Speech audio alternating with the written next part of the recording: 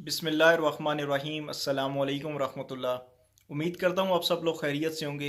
आज एक छोटा सा पैगाम आपके साथ शेयर करना चाहता हूँ। कुछ दिन पहले मैं यूट्यूब के ऊपर एक चीज़ सर्च करने के लिए गया, और जब मैंने वहाँ पे सर्च स्टार्ट की तो उसी दौरान मुझे एक वीडियो सामने नज़र आई। जब मैंने उसके ऊपर क्लिक किया तो मुझे इतना बड़ा शौक़ लगा कि हम मुसलमान किस साइड पे चल पड़े हैं। उस वीडियो के ऊपर लिखा हुआ था कि नबी करीम सल्लल्लाहु अलैहि वसल्लम की जो चीज़ें हैं ये वही चीज़ें हैं जो आप सल्लल्लाहु अलैहि वसल्लम इस्तेमाल करते थे। बेसिकली वो एक एनिमेटेड वीडियो थी, छोटी सी, और वो वीडियो चल रही थी और उसकी बैक साइड पे जो साउंड था वो दुरूद शरीफ का था। अभी आप उसके ऊपर तस्वीर भी देख सकेंगे। यही जो तस्वीर है मैंने उसी वीडियो से ही कैप्चर की है, पूरी वीडियो इस्तेमाल नहीं कर सकता। इस वीडियो को लेके हम किसी गैर मुस्लिम को निशाना नहीं बना सकते।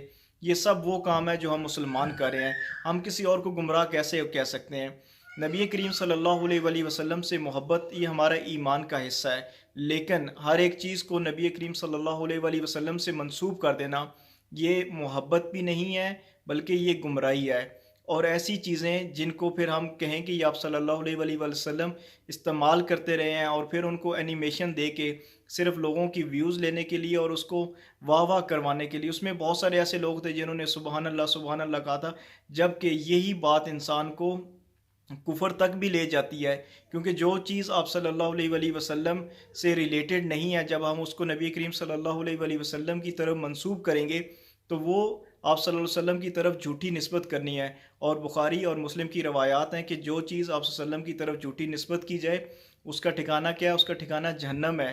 तो मुसलमानों को भी ये सोचना चाहिए। और अगर आप लोगों के सामने भी कभी इस किस्म की वीडियोस या कोई चीज़ आए तो खुदारा उस पर वाह वाह नहीं करनी चाहिए, क्योंकि आजकल सोशल मीडिया का दौर है और बहुत सारी ऐसी चीज़ें वायरल की जाती हैं, बनाई जाती हैं, जिनके पीछे पता नहीं कौन होते हैं बनाने वाले, कौन क्या कर रहे हैं। लेकिन आपको अपना ईमान बचाना है तो आप ऐसे लोगों से उनको समझाएं भी। और फिर अगर कोई ऐसी चीज़ आए तो कम अज़ कम उलमा से, जो अपने करीब लोग हैं, आप उनसे एक दफ़ा तस्दीक ज़रूर करवाएं।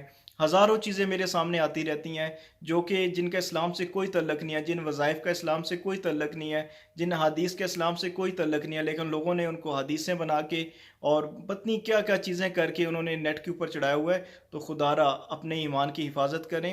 अल्लाह सुब्हानहू व तआला हम सब का ख़ात्मा ईमान पे करे। और अगर आपको ये चीज़ कभी नज़र आए तो उसकी तस्दीक ज़रूर करें, फिर उसको दूसरों के साथ शेयर करें। अपनी दुआ में याद रखिएगा। अस्सलामु अलैकुम व रहमतुल्लाह।